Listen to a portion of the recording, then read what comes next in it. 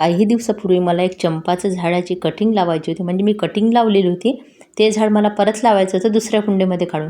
तर मी आता तुम्हाला बघते की त्याच्यामध्ये माती कशी तयार करायची आणि गच्चीवरील बागेत वजन कसं कमी करायचं याचं आपण ह्या व्हिडिओमध्ये सविस्तर माहिती बघणार आहे. मी हे दाखवते बघा, असे किती कीड गांडूळ वगैरे तयार झालेल्या मातीत आहे वेस्ट भरल्यामुळे. आता बघा, एक थोडीशी खाली माती टाकली. याच्यानंतर मी काय केलं, जे झाडं मला पाहिजे नाही काढलेले आहे बागेमधले, ते जाड झाडं मी सगळ्यात मातीच्या बुडाशी टाकलेले आहे.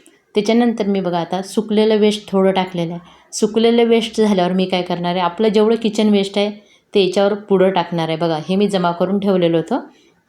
आणि बघा आता हे सर्व ग्रीन वेस्ट टाकलेलं आहे. याच्यामुळे काय होते, खाली सुकलेलं वेस्ट आहे आणि हे ग्रीन वेस्ट, याच्यामुळं बागेमध्ये म्हणजे कुंडीमध्ये आपलं छान खत तर तयार होणार आहे आणि पाणी खाली निघणार नाही, कारण खाली माती पण आहे, सुकलेलं पानं. परत इथं वर सुकलेलं पानं टाकूया. आणि हे कुंडी जेव्हा भरत येते तेव्हा काय करायचं, थोडीशी मातीची लेअर थोडी जाड टाकूया, कारण आपल्याला झाडं हे आताच लावायचं आहे याच्यामध्ये. अशा पद्धतीने पूर्ण कुंडी भरल्यावर तुम्हाला शेवट दाखवते मी कोणतं झाडाने कसं लावलेलं आहे. बघा, अशा पद्धतीने परत पपईचे पानं टाकलेले, सुकलेले पानं गळत राहतात. त्याच्यानंतर बघा कार्डबोर्ड टाकलेलं आहे. अशा पद्धतीने बघा आता ही सगळी माती मी त्या कुंडीमध्ये आपल्या भरून घेते. याच्यामध्ये ही माती कोणती आहे, आधीच्याच याच कुंडीमधली काढलेली आहे. या कुंडीमध्ये जे झाडं होते ते मला काढायची होती. असं केल्यामुळे आपल्याला माती खूप कमी लागते आणि हळूहळू आपल्याला बाहेरून माती आणायचं काम पडत नाही. आणि जी जी काही माती तयार होते ते खत म्हणून तयार होते. त्याच्यामुळे आपल्या मातीची गुणवत्ता अधिक वाढत जाते. वारंवार हे काम केल्यानंतर कुंड्या खाली झाल्या की या पद्धतीने करत राहायचं, कारण याच्यामध्ये भरपूर गांडूळ तयार झालेले राहते आणि आता याच्यामध्ये त्यांना खायला काही राहत नसते, त्याच्यापासून त्याचं खत तयार झालं असतं. आणि बघा आता ह्या होता तो चंपाचा प्लांट. मला वाटतं ह्या बहुतेक आता मला लक्ष नाही लागलं तेव्हापासून याला फुलं नाही आले, कारण ह्यानं मागच्या वर्षीच लावला पावसाळ्यात. आणि हे रेड रंगाचे फुलं आहे. मला तो पांढरा पण पाहिजे होता. पांढरा आहे ना, खूप गच्चीवर छान दिसते आणि त्याचं प्लांट पण खूप मोठा होते. बघा, अशा पद्धतीने त्याच्या मुळ्या तयार झाल्या. थोड्याशा मी काढून घेते खालच्या आणि परत हे झाड आता या कुंडीत आपण लावून घेऊया. बघा, आपली माती वाचेल, आपलं वेस्टचं छान असं नियोजन होईल आणि गच्चीवर बागेमध्ये हलक्या पद्धतीचं कुंड्या तयार होतील. ह्या सगळ्या गोष्टी आपण जाणून घेऊया आणि तशाच करूया, म्हणजे आपला फायदा याच्यात खूप असते.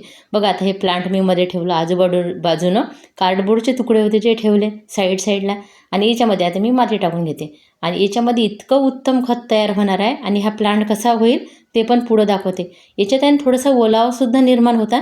आपल्याला आहे ना, आपले प्लांट खरं तर बोलत असतात कशाची तरी कमी आहे, आणि त्याच्यानंतरच आपण हे झाडं काढून लावत असतो खरं तर.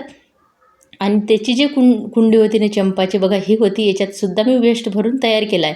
याच्यामध्ये मी काय लावणार आहे, माझ्या बागेमध्ये एक वडाचं झाड निघालेलं आहे ते लावणार आहे, कारण ते पण छान दिसेल म्हटलं, दिसायलाही आणि आपल्या पूजेला कामात येईल.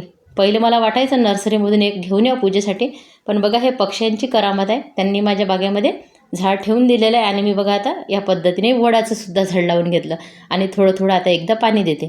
आणि त्याच्यासोबत मी पिंपळाचं झाड निघालेलं ते एका छोट्याशा कुंडीत लावलं आहे, त्याचं पण बघूया.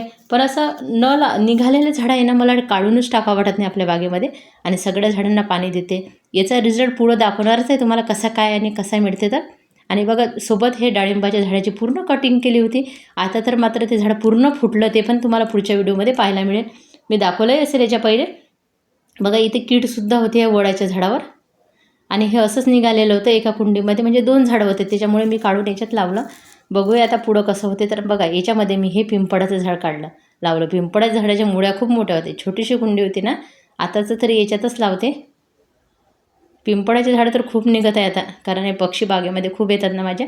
कसा वाटला व्हिडिओ नक्की सांगा, आवडला तर चॅनलला लाईक, सबस्क्राईब, कमेंट करायला विसरू नका.